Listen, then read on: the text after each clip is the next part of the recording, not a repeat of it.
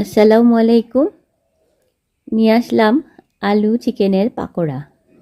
নিয়েছি 2টা গ্রেডার করে আলু কেটে, কাঁচা আলু 2টা মাঝারি সাইজের, 100 গ্রামের মতো চিকেন, 3টা পেঁয়াজ, 4টা কাঁচামরিচ, সেই সাথে স্বাদ অনুযায়ী লবণ, 1 চা চামচ চাট মশলা, তার সাথে কিছু পরিমাণে কর্নফ্লাওয়ার 3/4 চা চামচ, তার সাথে মাঝারি সাইজের 2 চা চামচ বেসন নিব।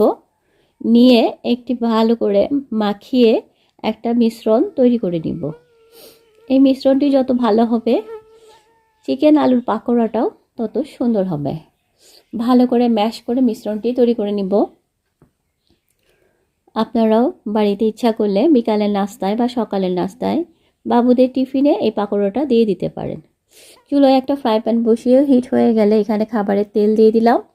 খাবারের তেলটা গরম হয়ে গেলেই আমি গোল আকৃতি করে একটা করে শেপ করেছি এই পাকোড়াটার। তো গোল গোল শেপ করে এখন এটা আমি নামিয়ে দিচ্ছি তেলের উপরে।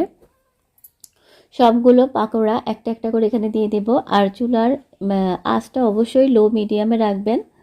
কিছুক্ষণ লো মিডিয়ামে রেখে তারপর একদম লো ফ্লেমে দিয়ে দিবেন। কারণ হচ্ছে যেহেতু এটা কাঁচা আলু, এটা ভেজে নিতে আমার 10-15 মিনিট সময় লাগবে। আর ধীরে ধীরে ভেজে নিতে হবে। দ্রুত করতে গেলে উপরে পুড়ে যাবে আর ভেতরে কাঁচা কাঁচা থেকে যাবে। তাই একটু ধীরে সুস্থে এই পাকোড়াটা ভেজে নিতে হবে। উল্টে পাল্টে চেপে চেপে আমি পাকোড়াগুলো ভেজে নিচ্ছি। আর অনেক কুড়মুড়ে একটা ইউনিক একটা পাকোড়া। এই ইউনিক পাকোড়াটা যে কেউ বাড়িতেই অনেক অল্প উপকরণ দিয়ে সহজেই করে নিতে পারেন। আর অনেক সুস্বাদু। এটা আপনারা বিকালের নাস্তায় যখন আড্ডা দিবেন তখনও খেতে পারেন। আবার সকালে বাবুরা যখন টিফিনে কী নিবে এটা একটা চিন্তা ভাবনা থাকে। আমার বাচ্চাদেরও আমি দিয়ে দিই, আপনারাও আপনাদের বাচ্চাদের দিয়ে দিতে পারেন। অনেক সুস্বাদু কুড়মুড়ে মজাদার একটি পাকোড়া।